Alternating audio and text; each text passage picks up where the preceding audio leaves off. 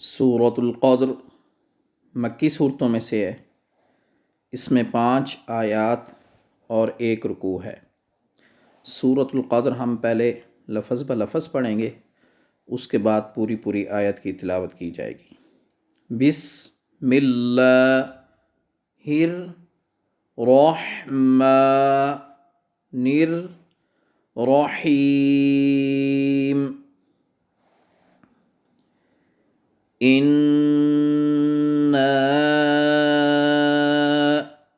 پہلے نون پہ غنہ کریں، پھر اس کی مد پڑھیں۔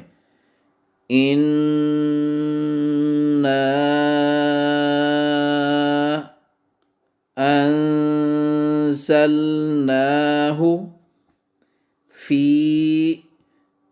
لیلۃ القدر وما ادراک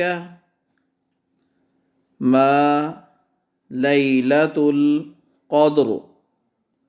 را یہاں بھی ہم پر پڑھیں گے، یہاں بھی پر پڑھیں گے، کیونکہ اس کے پیچھے والے لفظ کو دیکھا جاتا ہے۔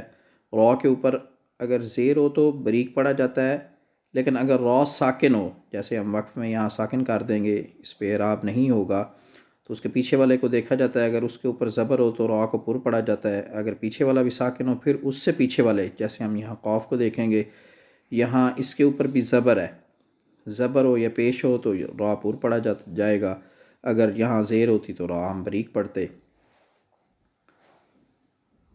آگے غور کریں، لیلۃ القدر، یہاں ہم را بریک پڑھیں گے کیوں را کے نیچے زیر ہے۔ اگر وقف کرنا ہے تو پھر اس کو پر پڑھیں گے، لیلۃ القدر، تو یہاں لا کا نشان آیا ہے، اس کا مطلب ہے کہ بہتر ہے کہ یہاں وقف نہ کیا جائے۔ لیلۃ القدر خیر من الف شہر، اسی طرح یہاں بھی اس کو پر پڑھیں گے۔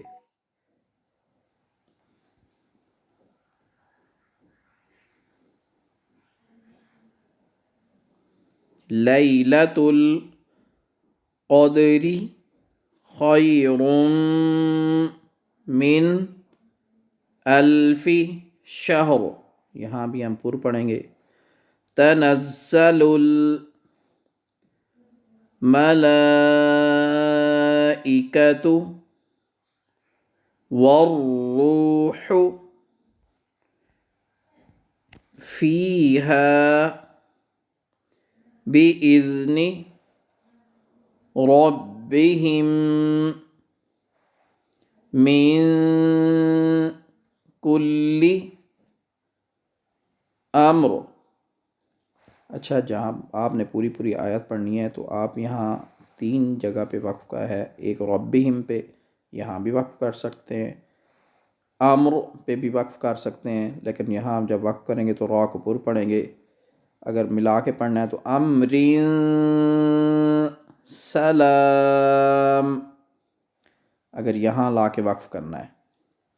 اگر پہلے وقف کرنا ہے من کل امر پہ تو پھر سلام ہی حتی مطلع الفجر۔ آپ پوری آیت کی تلاوت سماعت فرمائیں۔ بسم اللہ الرحمن الرحیم۔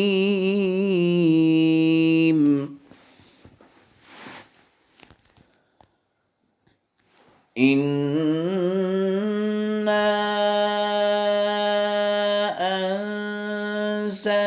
انزلناہ فی لیلۃ القدر وما ادراک ما لیلۃ القدر۔ لیلۃ القدر خیر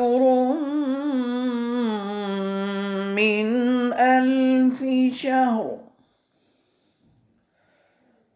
تنزل الملائکۃ والروح فیہا بإذن ربهم ربهم من كل أمر سلام